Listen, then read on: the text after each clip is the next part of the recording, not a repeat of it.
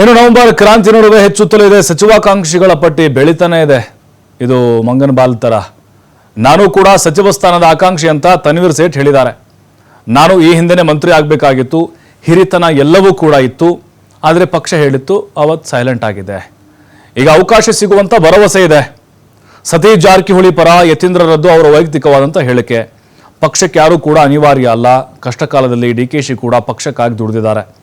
ಡಿಕೆಶಿ ಪರ ತನ್ವೀರ್ ಸೇಠ್ ಬ್ಯಾಟಿಂಗ್ ಮಾಡಿದ್ದಾರೆ. ನವೆಂಬರ್ ಕ್ರಾಂತಿ ಏನೂ ಇಲ್ಲ, ಓನ್ಲಿ ಶಾಂತಿ ಅಂತ ನರೇಂದ್ರ ಸ್ವಾಮಿ ಹೇಳಿದರು. ಇನ್ನು ಮಾಡಬೇಕಾಗಿರುವಂಥ ಕೆಲಸ ಬಹಳಷ್ಟಿದೆ, ಅದರ ಬಗ್ಗೆ ಚರ್ಚೆ ಮಾಡೋಣ. ಅದು ಪಕ್ಷದ ಆಂತರಿಕ ವಿಚಾರ ಅಂತ ಕಾಂಗ್ರೆಸ್ ಶಾಸಕ PM ನರೇಂದ್ರ ಸ್ವಾಮಿ ಹೇಳಿದ್ದಾರೆ.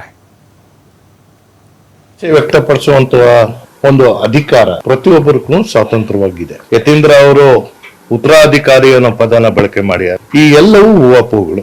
ಎಲ್ಲರಿಗೂ ಅವಕಾಶಗಳು ಸಿಗ್ಬೇಕು. ಅನುಭವ, ಹಿರಿತನ ಇದನ್ನ ನೋಡಿ ಪರಿಗಣಿಸುವಂತದ್ದಾದ್ರೆ ಈಗಾಗಲೇ ನಾನು ಮಂತ್ರಿ ಆಗಿರ್ಬೋದು. ಯಾರನ್ನ ಕೈ ಬಿಡ್ತಾರೆ, ಯಾರನ್ನ ಇಟ್ಕೋತಾರೆ, ಯಾರು ಆ ಖಾತೆಯನ್ನ ನಿಭಾಯಿಸಬೇಕು ಅಥವಾ ಯಾರ ಖಾತೆ ಬದಲಾವಣೆ ಮಾಡಬೇಕು, ಇದು ಆಗುವಂತಹ ಮುಖ್ಯಮಂತ್ರಿಗಳ ಒಂದು ವಿವೇಚನೆಗೆ ಬಿಟ್ಟಂತ ವಿಚಾರ. ಕೋವಿಡ್ ಅಂತ ಒಂದು ಸನ್ನಿವೇಶದಲ್ಲಿ ಮಾನ್ಯ DK ಶಿವಕುಮಾರ್ ಅವರು ಪಕ್ಷದ ಸಾರಥ್ಯವನ್ನು ವಹಿಸಿದಂತಹ ಸಂದರ್ಭದಲ್ಲಿ ಅವರ ಶ್ರಮ, ಪಕ್ಷದ ನಿಷ್ಠೆ ಮತ್ತು ಪಕ್ಷದ ಬೆಳವಣಿಗೆಗೆ ಪೂರಕವಾದಂತಹ ಎಲ್ಲಾ ಕ್ರಮಗಳನ್ನ ಮಾಡ್ತಾ ಬಂದಿದೆ. ಅವರಲ್ಲಿ ಆ ನಾಯಕತ್ವದ ಶಕ್ತಿ ಅನೇಕ ಸಂದರ್ಭಗಳಲ್ಲಿ ಪ್ರದರ್ಶನ ಮಾಡಿದ್ದಾರೆ. ಕೇವಲ ರಾಜ್ಯದಲ್ಲ, ರಾಷ್ಟ್ರ ಮಟ್ಟದಲ್ಲಿ ಬೇರೆ ಬೇರೆ ರಾಜ್ಯಗಳ ಸರ್ಕಾರಗಳನ್ನ ಉಳಿಸುವಂತದಕ್ಕೂ ಕೂಡ ಇವರ ಪ್ರಯತ್ನಗಳನ್ನ ಮಾಡಿದ್ದಾರೆ.